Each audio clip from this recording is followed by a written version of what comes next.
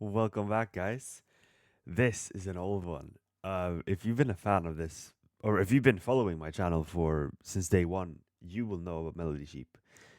We have reacted to a lot of their videos, amazing videos, by the way, about space. And it's been a really long time since I've actually reacted to one. It was over a year ago, more than that. But 4 months ago, they released the video Engineering Earth, sorry, Sci-fi Solutions to Earth's Problems. We haven't reacted to this, but it's a 4K documentary, and it's been a while, and we all know that it's a really good channel, so we're gonna get straight into it. Yeah, let's go. I'm just gonna like enjoy these sounds because everything about this production is insane. We are called to be architects of the future, not its victims. Okay. I'm gonna read out loud because like why not? Oh, Buckminster Fuller. I have no clue who that is. What will Earth look like in 1 million years? Oh, okay. So these are all just like theories, I guess, of like what could be. How far will humanity go to remake the planet?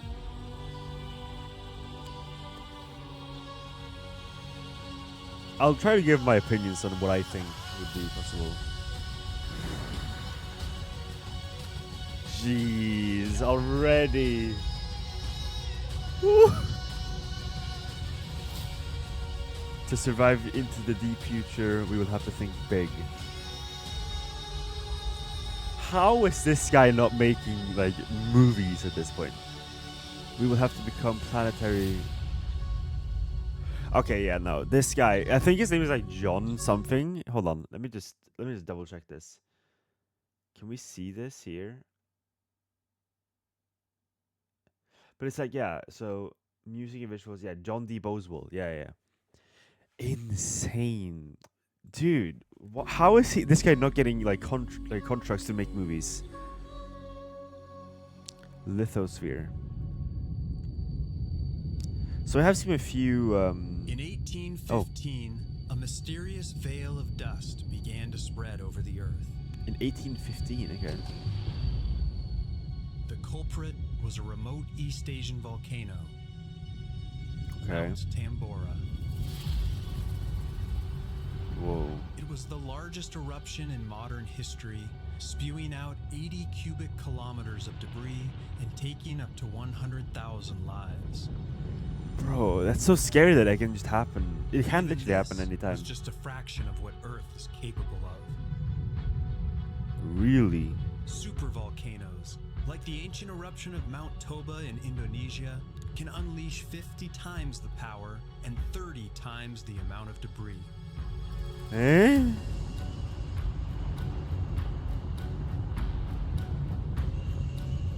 An eruption of this scale today would be catastrophic, I mean, potentially like, claiming up to this is gonna sound really stupid, right? Wouldn't I'm guessing like some of this gas would go up into space, no? Like, how big is the power of a super volcano to release the gas up into space rather than it goes around the whole Earth, you know? Like, I obviously know that like not the force is not that great, but still it would make sense, no, to just go up. Would be catastrophic, potentially claiming up to 1 billion lives. Yeah.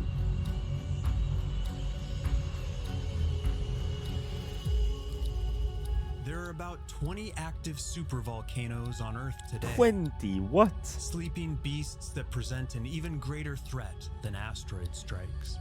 Yeah, because I know about Yellowstone, for example. Instead of waiting for them that to one is a bit explode, infamous. what if we could steal their energy and use it for ourselves? How? One NASA engineer has a proposal for exactly that. Really? Okay, this will be interesting. The idea is to drill a series of boreholes several kilometers deep around the outside of the magma chamber. Okay. Cold water would then be injected down into the rock, become superheated, Yeah. then get pumped back to the surface to carry the heat away, Okay. gradually cooling the magma. Okay. The location of the boreholes will be critical. Yeah. Drilling too close to the chamber itself would risk triggering an accidental eruption. That's what I was gonna say. Is that like, what if you were, you know, to just poke a hole and it just boom, and it's GG's. But if done right, the superheated water removed from below would provide a continuous source of renewable energy. Yeah, I feel like And over if they tens can of do that without causing an explosion, sure, go ahead. But it seems too risky to do it. Like, because you are still, you know, talking about human fault here, and knowing as humans, we will fuck up somehow. So thousands of years, the energy removed may eventually be enough to cool the chamber completely. and that's for 1,000 years. Like,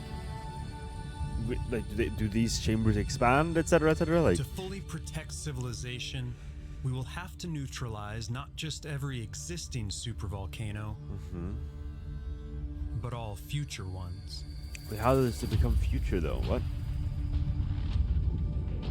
Magma plumes from Earth's mantle are continually bubbling to the surface. Okay. These plumes will continue to trigger supervolcanic eruptions as often as every 50,000 years. Oh, okay. Learning to harness Visuals these are insane. forces could mean the difference between catastrophic collapse and the long-term survival of humanity.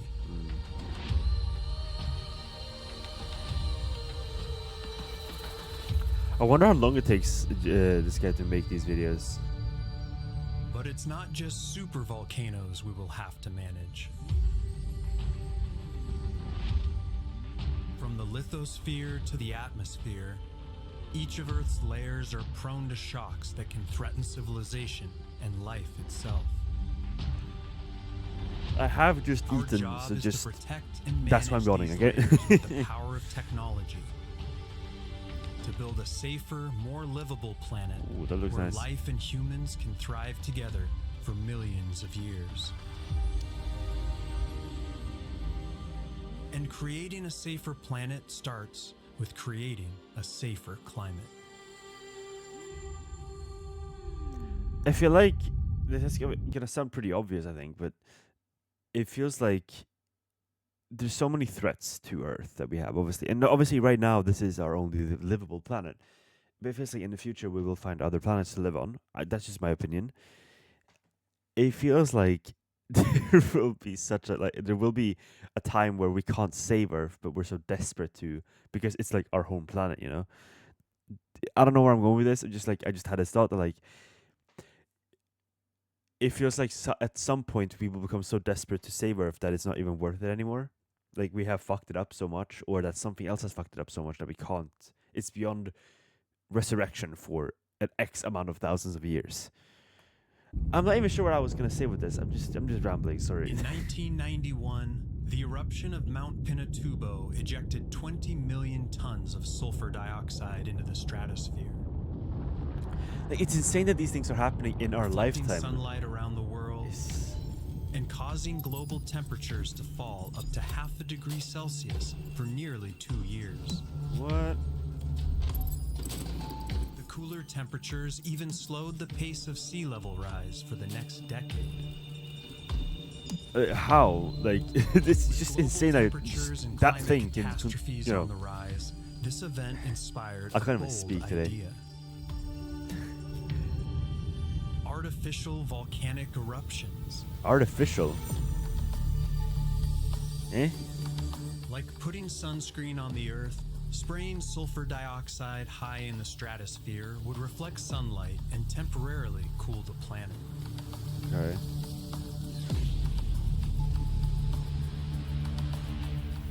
A single ounce of sulfur dioxide in the stratosphere can offset the warming effects of several tons of carbon dioxide for a year.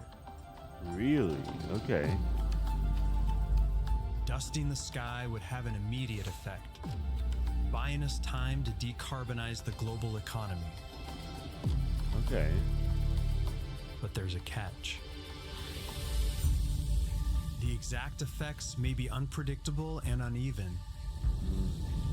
Weather patterns could become erratic and threaten food supplies. With so much at stake, the fight for control over Earth's climate could even escalate into armed conflict. Could be. I mean, yeah, we're humans, so it's bound to be conflict, whatever the hell with you, so. The visuals are insane, bro. If you want to avoid experimenting on the atmosphere, there's a bolder way to cool the planet. I don't like where this is going.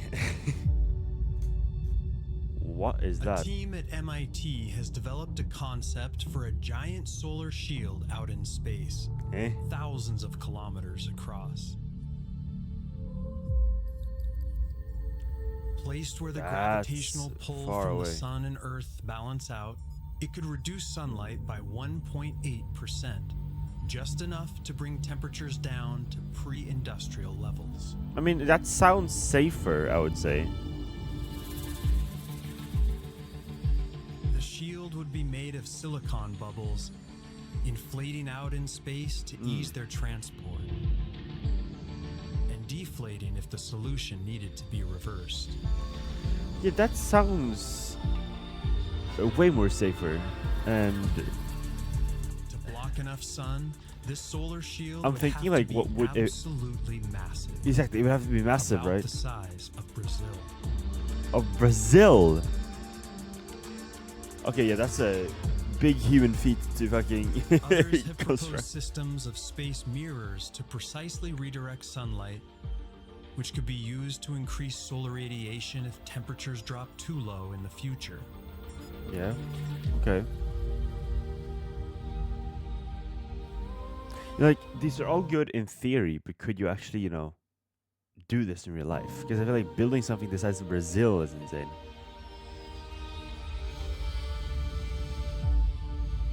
And would you be able to see that from space? Or from Earth, I mean. What are we seeing here? Despite the allure of high-tech solutions, there are also more natural means to control the climate. Oh, okay, let's get nitty-gritty here then. The biosphere. Large-scale ecosystem engineering can go a long way in securing the stability of Earth's systems. Or trees. In 2007, the United Nations launched the Great Green Wall Initiative, a huge effort to plant a 5,000-mile belt of trees across the entire African continent. Wow.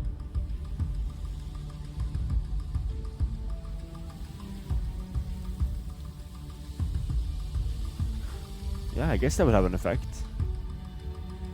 This vast new forest will not only suck up 250 million tons of carbon, but also combat desertification, increase food security, and create millions of jobs.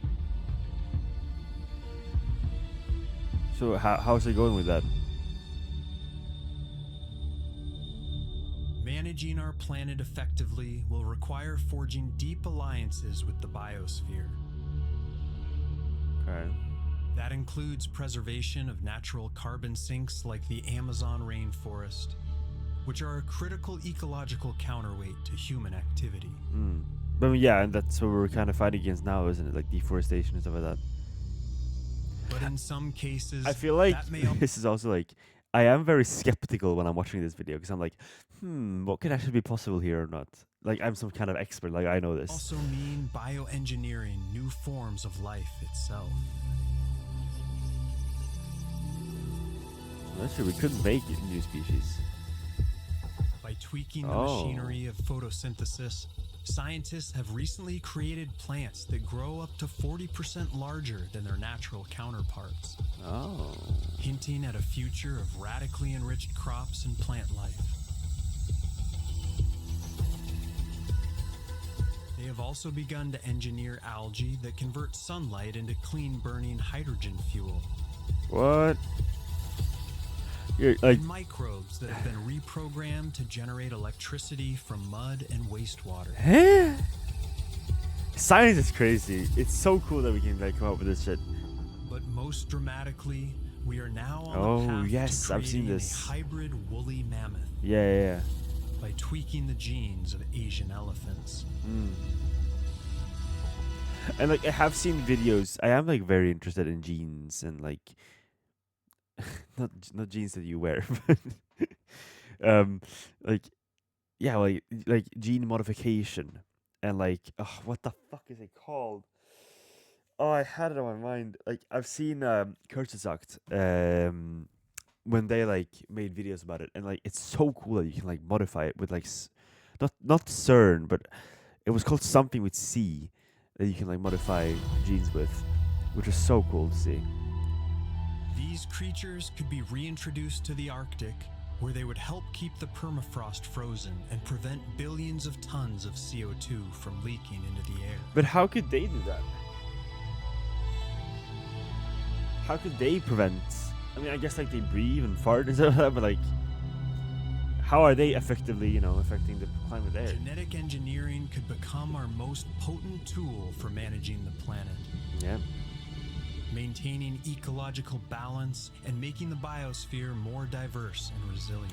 I think I'm more to this solution, to like keep it on Earth, keep it in the biosphere. We'll try to fix things as it is. Like, worst case, we have to go up to space. The wonders of the future may not be built with concrete or circuits, but with cells. That would be insane, though, to see a mammoth for like the first time in forever. We can do more than just design new life. We can copy life's design and make them our own. Now we're starting to think big here.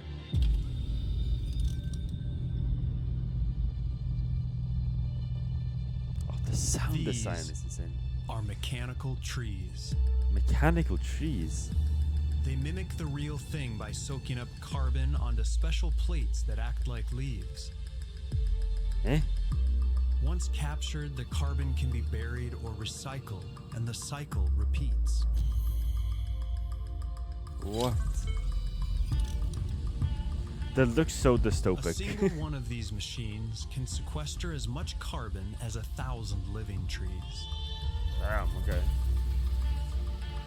See, but that just looks Vast so forests boring. of artificial trees could be deployed in inhospitable regions. Yeah, I guess. Like, keep them in the desert or something. With 100 million of them, we could offset our entire carbon emissions.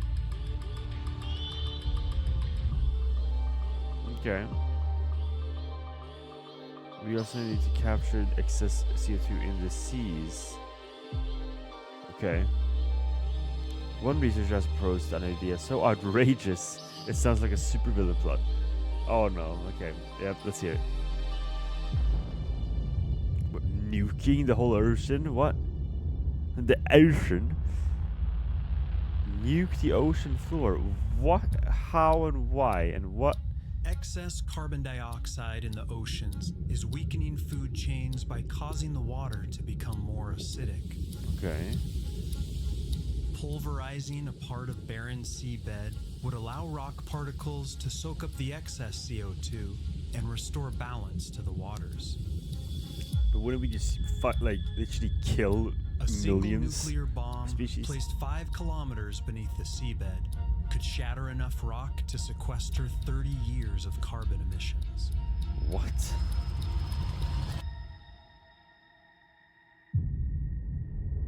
Oh, the visuals. Look at this.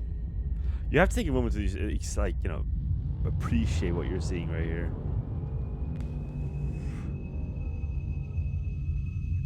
The bomb would have to be massive, potentially over 1,000 times more powerful than Tsar Bomba, Oh, the largest really? nuclear bomb ever dropped. What? Who is this person that But proposed the deep this? sea water pressure would contain the blast and minimize fallout. Wouldn't that cause like some sort of eruption somewhere, of like a volcano or some sort of The best tsunami. location could be the remote Kerguelen Plateau, where the seafloor is mostly barren and rich in basalt rock. Oh, okay. I guess, but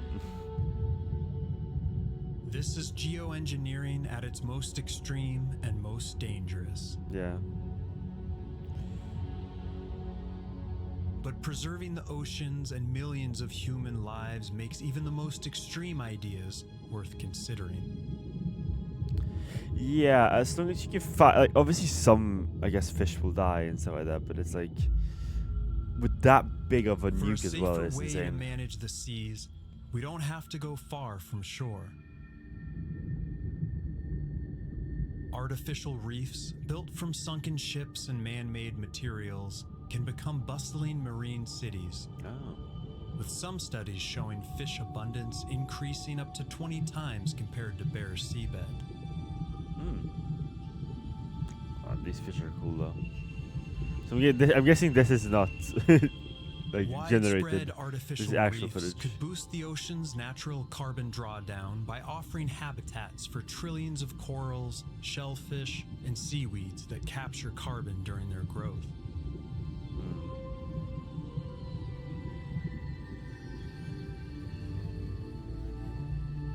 On a massive scale, these reefs could offer powerful natural defenses, reducing erosion and storm surges by absorbing wave energy. Okay.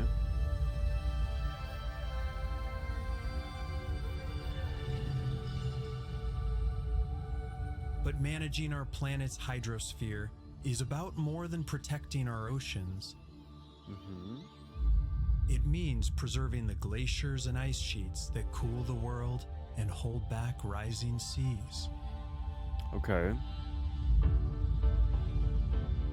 This is the Thwaites Glacier in Antarctica, a massive ice sheet that spans 75 miles. Same. Ooh.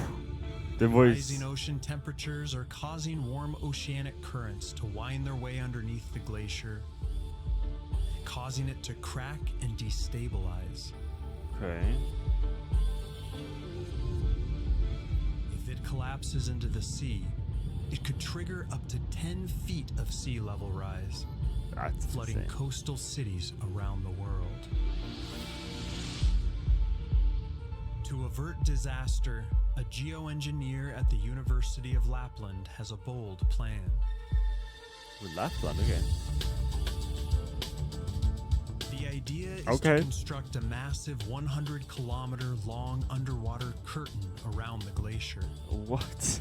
designed to block warm ocean currents from reaching the underside of the ice. Sure. This vast undersea barrier would be engineered to withstand collisions with icebergs and could be removable if problems arise. How the heck? What the fuck? What the hell? How? How are we gonna build that? At I the just find these opposite pole feats of like all these theorists, these darn theorists. Like they come up with these great solutions, right? But it's like, can you actually build this? I guess you can, but it's like you have to think possibility here. Like, okay, if the situation was to come to it, can we actually put money and time and build that planet, thing? You know. ambitious proposals are being made to stop the loss of Arctic sea ice. Mm-hmm. Vast fleets of wind-powered pumps could draw seawater to the surface during the winter and spray it over the Arctic surface, where it would rapidly freeze in the frigid air. Okay.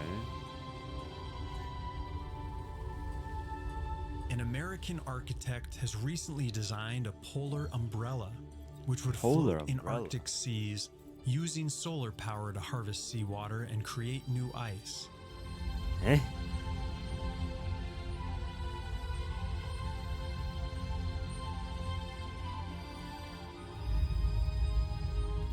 I love how like everyone has Deployed these in the like fastest melting I don't know, for regions, me it's just like it's just any creation just sounds like it doesn't sound like This is something These we can do, umbrellas you know, would like cast that a will actually cooling work. shade that would Is it lower just me? surface temperatures and rejuvenate the Arctic ice.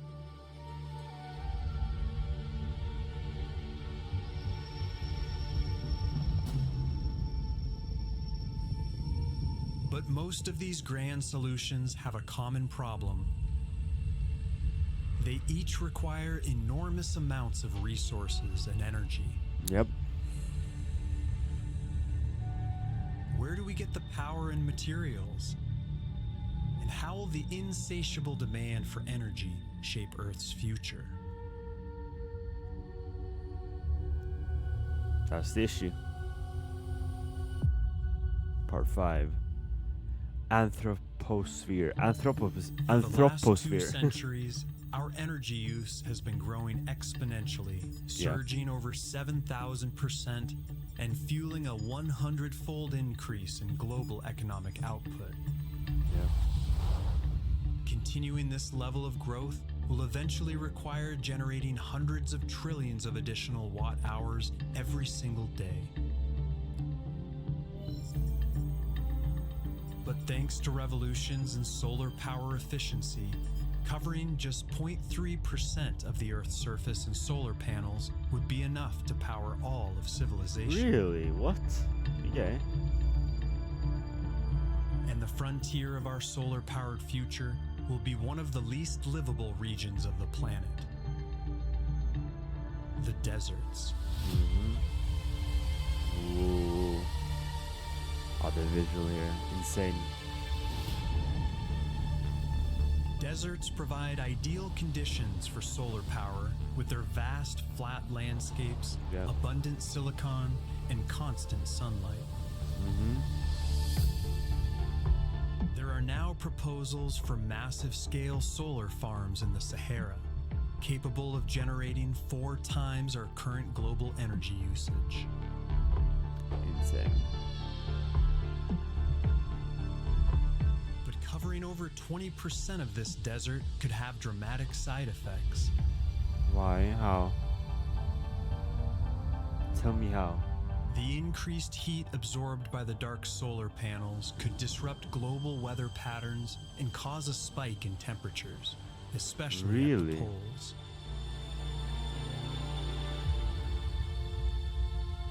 No matter how or where we get our energy, producing too much on planet will eventually be deadly. If our consumption grows at just 2% per year, we will use up all the energy available to Earth in as little as a few hundred years. Really?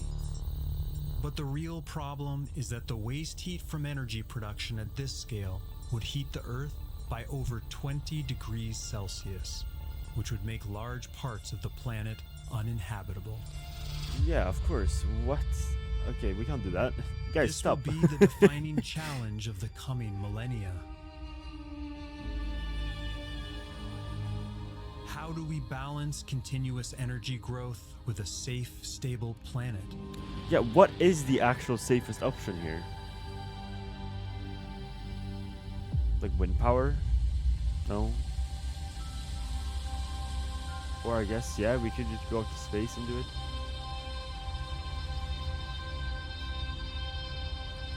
By placing large-scale solar power arrays in space, Yeah. we could capture uninterrupted sunlight nearly 24 hours a day, then beam the power down as lasers or radio waves.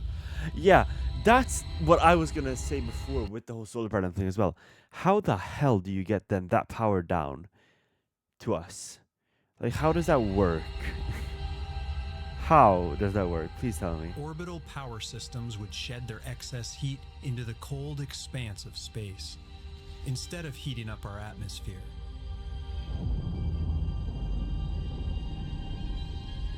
China is now planning a 1-kilometer wide solar array with the long-term goal of beaming gigawatt levels of clean electricity down from orbit. Really? Okay. It's good that China's doing And a something team here. from Oxford is planning an even bigger station, 1.7 kilometers across, called Cassiopeia, designed to Cassiopeia. be built in orbit. Oh.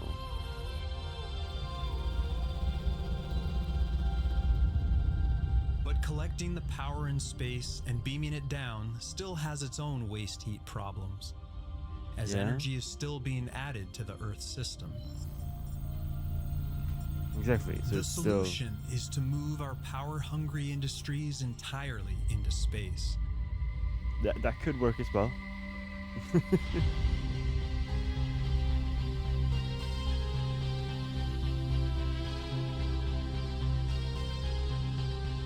This way, the energy can be collected, spent, and radiated completely outside of Earth's fragile system.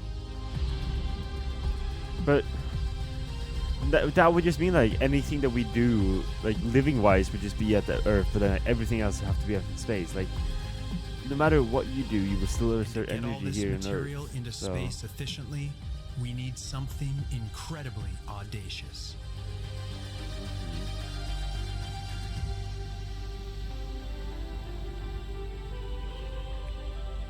Space elevator. Oh my god, I called it. Like a highway to the skies, a space elevator would open safe and easy passage to the next technological frontier. That's insane, though. Enabling the An build-out of elevator next-generation up space like infrastructure. what?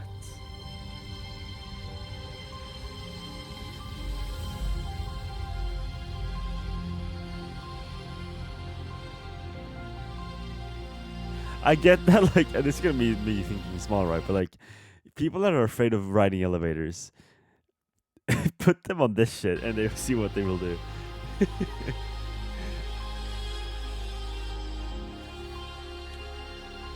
Okay, well that's. I mean, it's a solution. Again, I don't see how we can build this, but go ahead. To build it, a cable over 36,000 kilometers long would be lowered from a counterweight out in space, then anchored to a port station on the equator. A space station could then be positioned at geostationary orbit, at the point where the gravitational and centrifugal forces balance out. Okay.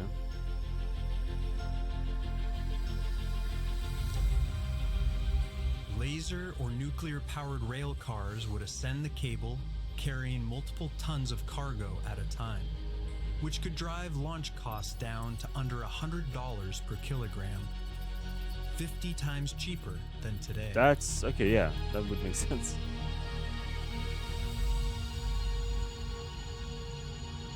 This could accelerate the mass production of solar power arrays, orbital data centers, research stations, and spaceports, laying the foundation for a new orbital frontier. Yeah, definitely. I think like the moment we build a space elevator, that's when we will like peak. Like that's like we're tearing up, you know.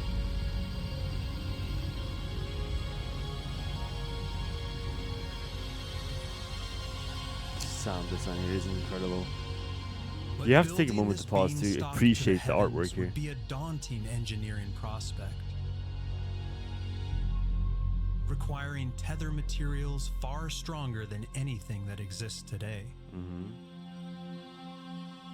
And moving human industry into space comes with its own major risks, especially space debris. Yeah.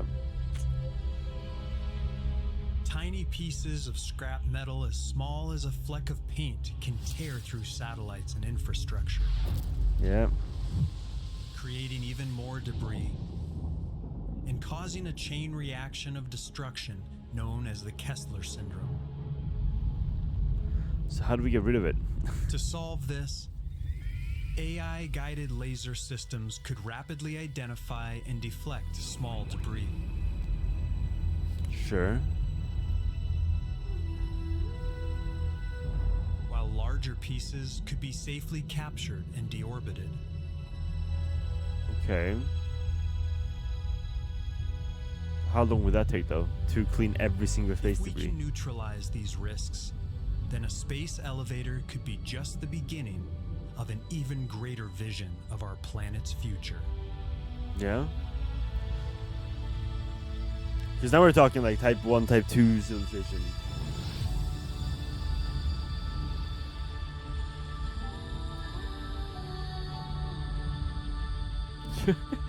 I'm seeing this and it reminds me of like the Rocket League map. I'm cooked. This is the crown jewel of space infrastructure. Okay, here, let's hear it. Crown jewel. The orbital ring. This superstructure could become the backbone of our future civilization, a hub for everything from energy and transportation to climate management and tourism. Okay. In its basic form, a simple ring of wire would orbit the Earth around 200 kilometers up, Okay. with a stationary platform magnetically levitated above the spinning ring.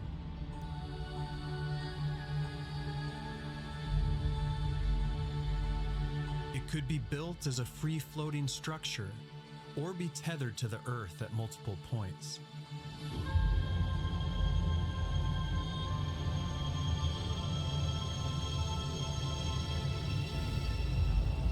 It would look cooler to have it with just floating. Sky hooks and even hanging skyscrapers could dangle beneath the ring, What? serving as launch points, research hubs, or cities in the sky. That always look weird, like to have it upside down in a way.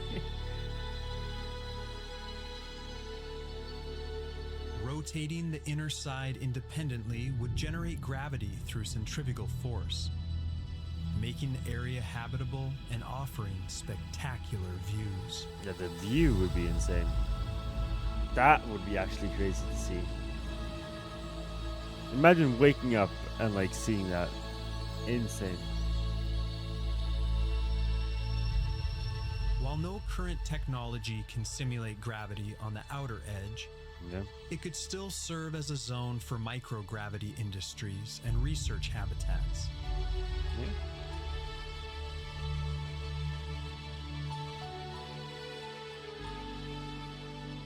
An intricate network of rings could be built at different inclinations, offering rapid point-to-point travel almost anywhere on the planet.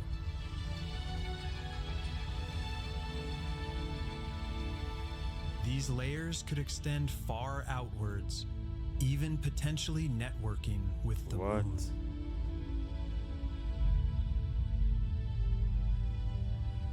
But the sheer size of orbital rings would pose their own dangers. Of course, there will always be danger, but again, also, where do you get the material for this? A shadow the width of the ring itself would sweep over the Earth each day. Yeah.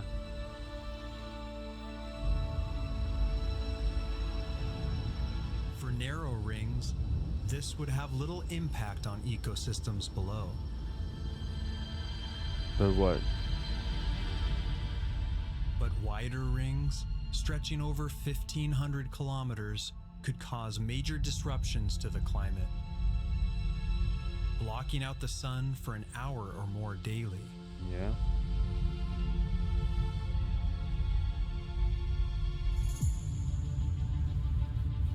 Building one would be a towering engineering feat, Yeah. as the ring would require tens of billions of tons of raw materials and constant active computer control to prevent collapse. To avoid impacting the Earth, the resources could be mined from asteroids. Yeah.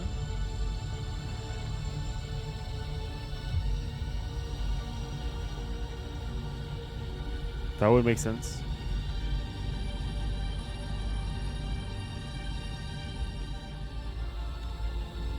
This may all seem like a far-off dream, but there are already proposals for prototype orbital rings that cost as little as $9 billion. Just a little 9 billion to sprinkle in there. Why not? Your weekly allowance, perhaps. If the risks and challenges can be overcome, orbital rings could become as essential as internet and railways. Damn, okay. Oh man, yeah, I'm just gonna go to Susie on the other side. I'll and be heavy alright. cargo could be transported along the ring networks to anywhere on Earth in only a few hours. Yeah. Vast orbital cities and arable land could circle the planet and serve as new human frontiers.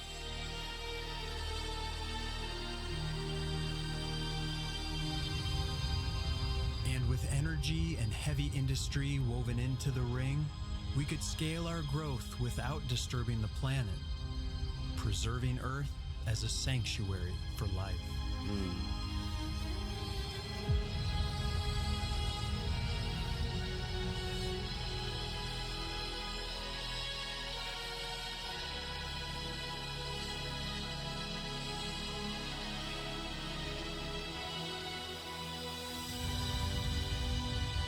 Yeah, that could work. It's like, it just seems so like bizarre to think that that could actually be possible to do.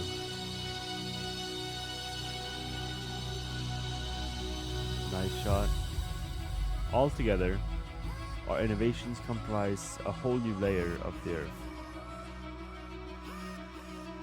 The anthroposphere.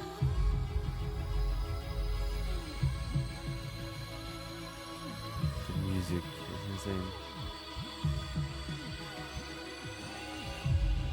We have only scratched the surface of what this layer could become.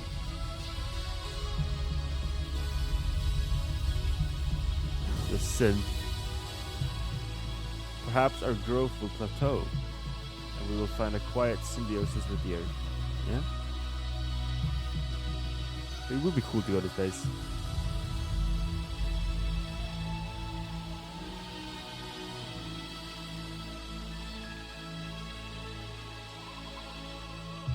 Or perhaps Earth will be a stepping stone in a much bigger journey. The engineering of the cosmos. Yeah, like, we are still, like, at square one, so anything can happen.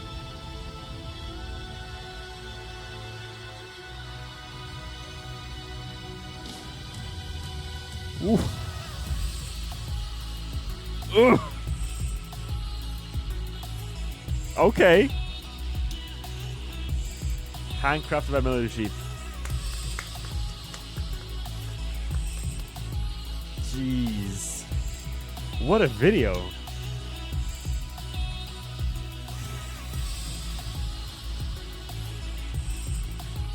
Like, it makes me feel hope that we can actually do something with Earth. But, like, I just have so little hope for humanity because we are so dumb.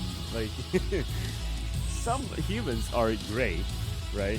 Like, when it comes to engineering aspects, but, like, at the end, we're still humans, and it's so, like, we're just so stupid, so... Yeah. But there's a really good video, though. Nice.